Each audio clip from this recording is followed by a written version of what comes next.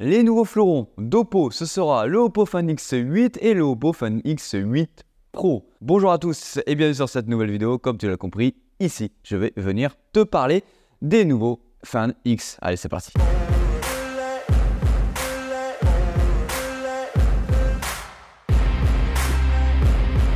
Bien sûr, comme d'habitude, n'hésite pas à t'abonner et à liker pour avoir plus de vidéos de ce genre à l'avenir. Alors, comme tu as pu l'entendre dans mon introduction de vidéo, tu as bien entendu seulement que deux téléphones. Parce que tu pourrais me dire, où est la version Ultra comme on a pu avoir depuis quelques années chez Oppo? D'après beaucoup de rumeurs, cette version-ci, la version Find X8 Ultra, ne devrait pas voir le jour avant janvier, même voire mars. Et elle devrait être présentée en même temps que la version pliante, le Find N5, et non le Find N4.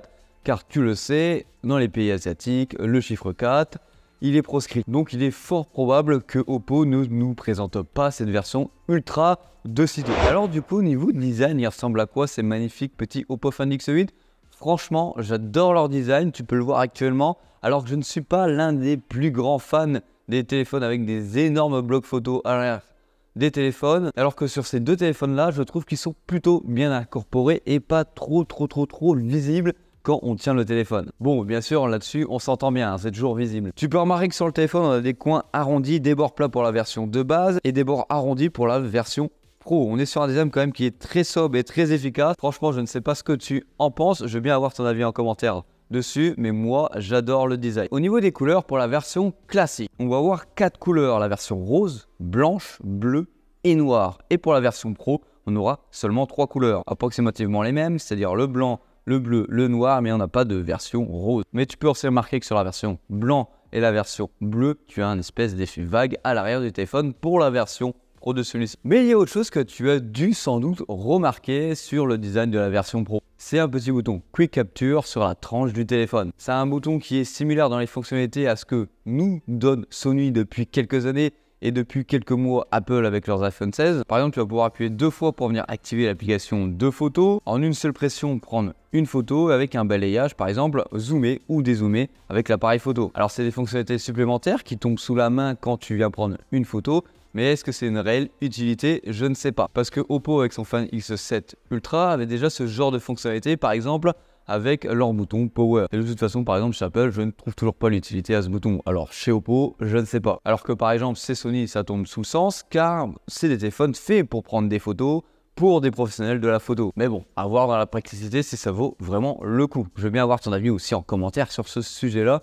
L'ajout maintenant un torse festif de boutons en plus pour venir prendre des photos. Alors on a eu aussi une magnifique vidéo du processeur du Find X8, c'est-à-dire le Mediatek Dimensity 9400, qui nous présentait aussi dans les grandes lignes les grandes fonctionnalités IA des nouveaux Oppo Find X8. Je te laisse regarder cette vidéo-là car on a quand même beaucoup de fonctionnalités qui semblent ultra intéressantes pour même revenir remplacer le Circle to Charge de Google. Au niveau de la fiche technique de ce produit, on aura un écran de 6,5 pouces et une définition de 1,5K, dont un rafraîchissement de 120 Hz. Ça devrait être la même chose sur la version Pro, sachant qu'on devrait avoir un écran un petit peu plus grand de 6,8 pouces. Alors pour la version classique, on sait qu'on aura un triple capteur de 50 mégapixels, dont un zoom optique x3. Au niveau de la batterie, on sait depuis longtemps, ces Oppo Find X8 auront des énormes batteries avec des autonomies juste monstres.